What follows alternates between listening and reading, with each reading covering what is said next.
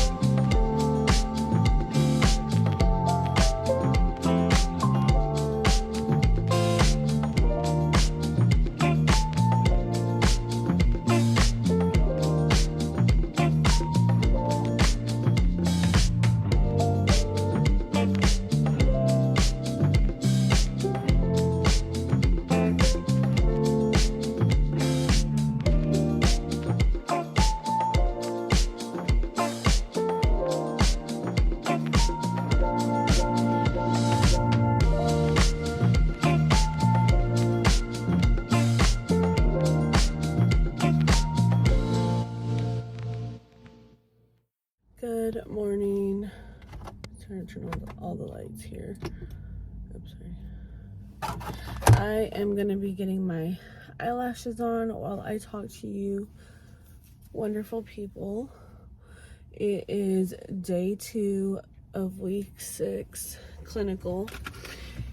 And last night I was so tired, exhausted. I literally took a shower and then ate a little snack and went straight to bed. I didn't even think about watching TV. That's how tired I was. And I put my alarm on thinking that I set it for 4:20 and then 4:25 and 4:30, but no, I put 5:20, 5:25, 5:30. So my first alarm went off at 5:20. I grab my phone, I look at the time, and I'm like, 5:20? What? I have to be gone in 10 minutes. And I jumped up, put my clothes on, washed my face, brushed my teeth, put up my hair in this cute little bun, and said, I'm out of here. And I got to the department at 5:55, so I made it 5 minutes early, thank God, because I hate being late. So everyone's giving a report right now, but I don't even know with who I am, because they don't even tell you until about 6:37. They tell you who you're going to be with, and that's after everyone has gotten their report. So it's like, what's the point of trying to listen to 5 million people giving a report when you don't even know who you're going to be with? And I'm like, I gotta go get my lashes on. I want Starbucks. I didn't pack a lunch last night. I'm just, I'm exhausted. I'm tired. And Darian, my fiance, he's like, well, have the kids make you one. They'll be so happy and glad to make you a lunch. But anyways, so yesterday I was in the ER, ED, whatever you want to call it. And apparently when I'm putting my eyelashes on, I got one eyelash on so far. So I was put in the ED yesterday with the same RT that doesn't show me anything, that doesn't explain anything, that does things wrong. So we were getting a patient coming in from ambulance, BIBA, and they had a abscess in their throat, and so they just had intubated him. They were bagging him, intubating him in the ambulance, putting them on the vent. So by the time he got to us, he was already on a vent. I lost my glue. He was already on a vent. So when he got to us, I don't know why the RT didn't say, okay, I'm going to let you initiate. I'm going to tell him today, if I am with him, and say, I want to initiate today. I want to learn how to do the vent. I want to learn everything. Can you just tell me can you just let me do it? And just, if I get something wrong, just correct me. So he set up the vent and he put in all the wrong numbers. He put a PEEP of 18 and he put a respiratory rate of 18 and he put 450 tidal volume, which he didn't even ask what his height was or what his weight was to do the IBW calculation to get the correct tidal volume. This patient had normal lungs. So anyways, I'm like, why? So I go look at the vent and I'm like sitting there thinking, why did he put a PEEP of 18? Why did he put a respiratory rate of 18 and a FiO2 of 40%, which that's fine. So I go and ask him, I'm like, why did you put a PEEP of 18? Why did you put, that was my first question. Why did you put the PEEP of 18? And he goes, oh shoot. He goes, it's supposed to be respiratory rate of 18. I'm just like, so he goes and changes it. So I'm like, okay, this guy is asleep still. He is not paying attention. So good thing I said something. So then he goes back, changes it. So then we're right there standing and talking, you know, to the other nurses. We're all waiting for this patient to come in.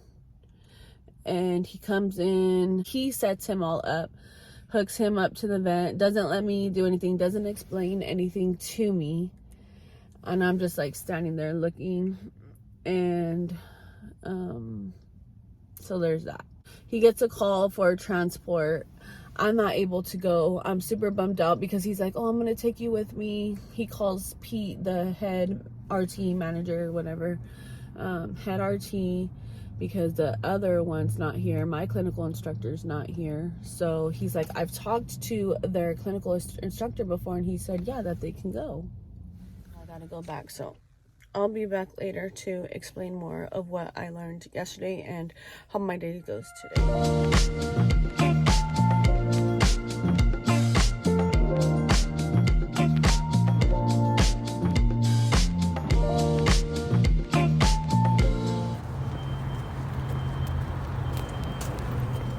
So this is the respiratory department, and this is where we have all of the mechanical vents, the BiPAP machines, high flows, and then all of the oxygen equipment that we need, all of the tools. I'm pretty sure it's called oxygen equipment or respiratory therapy equipment.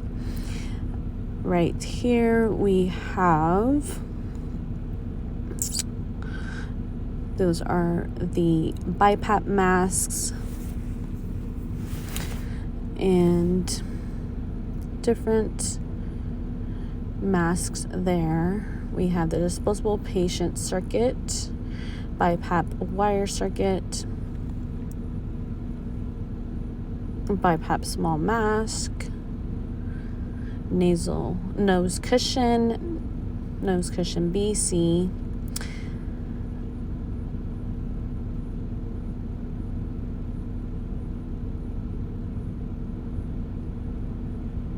these are the acapellas.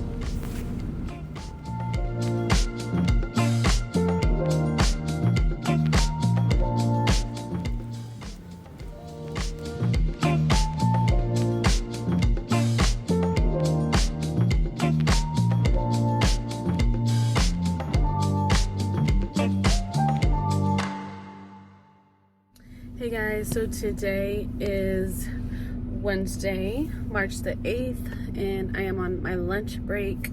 We just had our CLO1 on neonatal CPAP and everything, and there's a car that's gonna start. So I just took my CLO and I got a B. Yay! So I didn't really study very much for that one, but it was our neonatal CLO exam. And we have, I think, 2 more CLOs left. We are on week 7, but I'm going to talk a little bit about my clinicals. So I did not get to finish talking about what happened that day. Tuesday last week.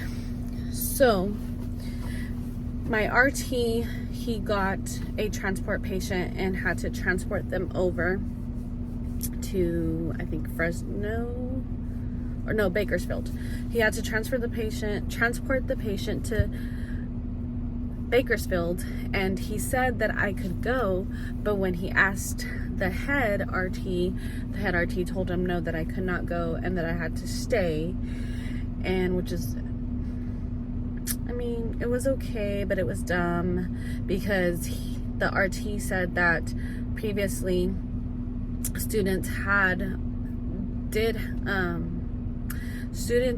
have permission to go on the ambulance transportation, and that head RT was just like, no, she can't go. So I wish that my clinical director was there, because he's let other students go on the transports, and that would have been really fun and would have been the best experience ever to go on a transport. But he didn't let me go, so I had to stay behind, and I got another RT. She's a pediatric RT, so she was able to take me to her pediatric floor. She had the pediatric floor, plus she had to take over ER because he was going to leave and transport the patient to Bakersfield, which is like an hour and a half or 2 hours away from us. So anyways, I got to stay with that RT, and we got a code. We got a 4-year-old girl brought in by ambulance, obese, cold to the touch, not breathing. They called the code. We ran. All my badges fell on the floor, so she had to keep going. I was like, go ahead and go. I have to get my badges. I can't lose these, or else I cannot enter the hospital anymore. So I had to pick up all of my badges. There was like 10 of them all over the place. I had to pick them all up. By the time I got to the ER, there was nurses, doctors. The room was packed. So I didn't even go in. I just stepped out. I watched. They were doing compressions on the 4-year-old. She was super obese. Poor little girl. I felt so bad.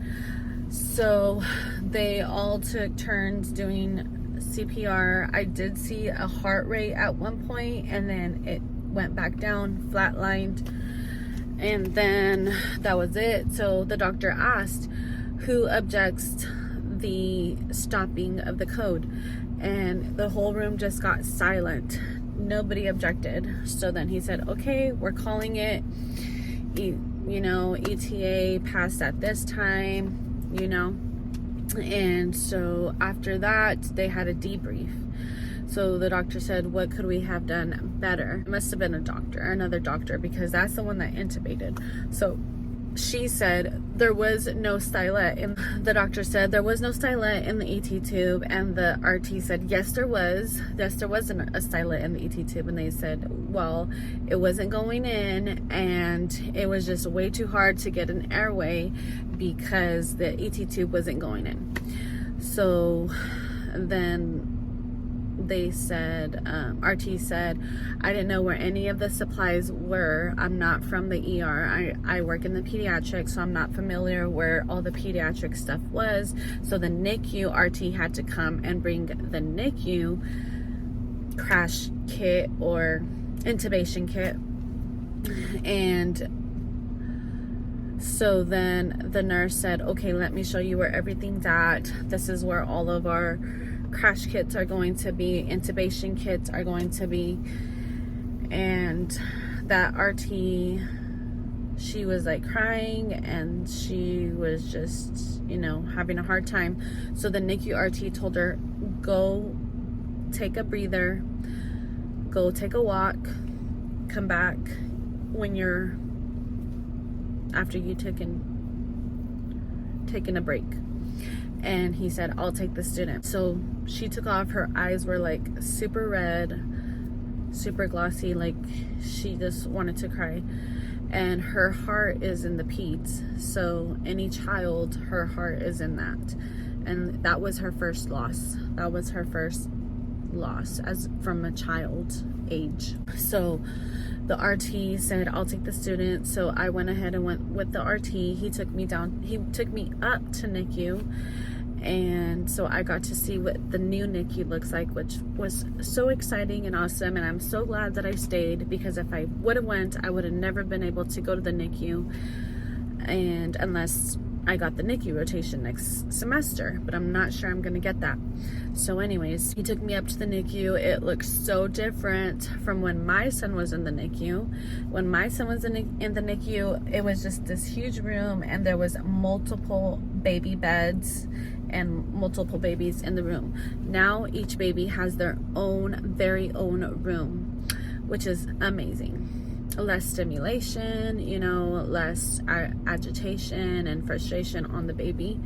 So they are able to give higher quality care, which is amazing. Anyways, I got to go to the NICU. He walked me around. He showed me one little baby from outside the door. Of course, he said, there's one baby. He said, that's my baby. I was like, oh, the baby's so cute. And he said, you know, we don't go into the room unless we absolutely need to. Less stimulation is the best, because yeah, they get agitated very easily. I did meet a nurse that was watching that baby as well. She was sitting outside of the room, and there's like this huge window, and you can see everything in the room. You can see the baby in the incubator, you can see the monitors and everything. So in the NICU, I believe one nurse watches 1 to 3 babies. I'm not sure, but yeah, I'm not sure. I think the RTs can have up to 6 babies, 6 vents or something like that. He walked me around, showed me around, and then he put his intubation kit back where it went. And then we went back down to the ER. No, we went to the RT department. And so I went back with the RT that was originally from the pediatrics, because the other RT still hadn't came back yet. So I was with her. We got another patient into the ER. So she kind of helped me, and she kind of told me what to do. She's like, here, set up the ambu bag. So I set up the ambu bag, made sure everything was working. And that was like my first ambu bag set up by myself, I believe. And so I did that pretty good. We had to put the patient on a BiPAP, so I was able to initiate that and set him all up on the BiPAP. So what else did we get? We had to go up to the pediatric floor, and we had a high flow. We had the patient on high flow. So I did an assessment, I checked his vitals, I looked at the high flow settings, and I listened to his lungs, and I also administered a nebulizer treatment. So we did that. We checked on that patient about 2 or 3 times. And then we went to, she had another floor. I'm not sure if it's like, it was adults. We went to an adult floor, and we checked some patients in there on the BiPAP, and just did some BiPAP checks. Did another nebulizer treatment, another assessment. Other than that, I think that's it.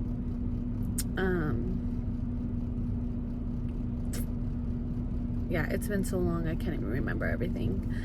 But I did want to share that little story. So it was really sad. So I did talk to the nurse. So after the debrief, I heard the nurses talking, and the nurse said that the mom found the patient on the floor, unconscious, cold.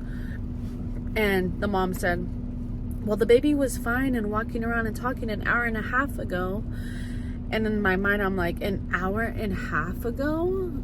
No. Like, why did you take so long to come to the ER? Why did you take so long? And when the ambulance got there, or when they brought her in, she was cold, super cold to the touch. So she had to have been dead for a while. And she had some mental retardation. And I was just like, this is just awfully sad. And she was obese, so her mom didn't care. Her mom did not care. I did not get to see her mom. Yeah, I'd probably be pretty angry with her if I did see her, but I did not get to see the mom. But I did overhear the nurse, and I did not even want to ask the RT any questions because she looked so sad and crying and everything. I was like, this is not a good time to be asking questions. So I just stayed quiet and I was just listening, and that's what I heard. So I thought that was just a very, very sad situation that had happened. So for week 6, I'm gonna talk about my clinicals for that Thursday. When I left the hospital, I was just tired and I didn't really give any explanation or of what I did that day. So I do want to do that today and just explain a little bit about what I did on Thursday. So on Thursday, I was back in the ER again, and it was super busy. I mean, super busy.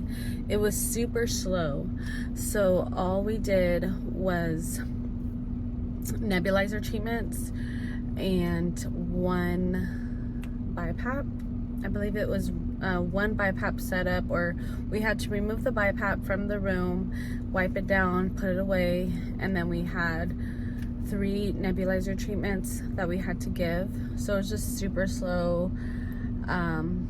I had that first RT that I had the first week, and he did leave me a good little note, and he said that I had a wonderful attitude and that I was perfect to work with, and you know, he left me some really good comments on my DAR, so that was amazing. And now I'll have that for memories. And his word, you know, he's an OG, so he's been there for 12 years, so his word can definitely can be in my favor. I did hear a story about a student that went directly to the office and handed in the resume to this manager at another facility. And so I might do that, because I've been hearing people apply, but they never get the job. But as soon as they hand in their resume to the director, the supervisor, manager, right away they get the job. So I think I'm gonna do that for the hospitals that I really want to get into. I already have one job offer. Right now I am in a different hospital. I won't say where. I'm there for another 3 weeks, and then I'll be switching over to another facility. So yeah, I didn't do too much, but I did want to talk a little bit about what I did do, and then I will do a week 7 clinical rotations video to update you guys on my week 7. So thank you guys so much for watching. Don't forget to like, subscribe, comment down below, and see you guys in my next video. Bye.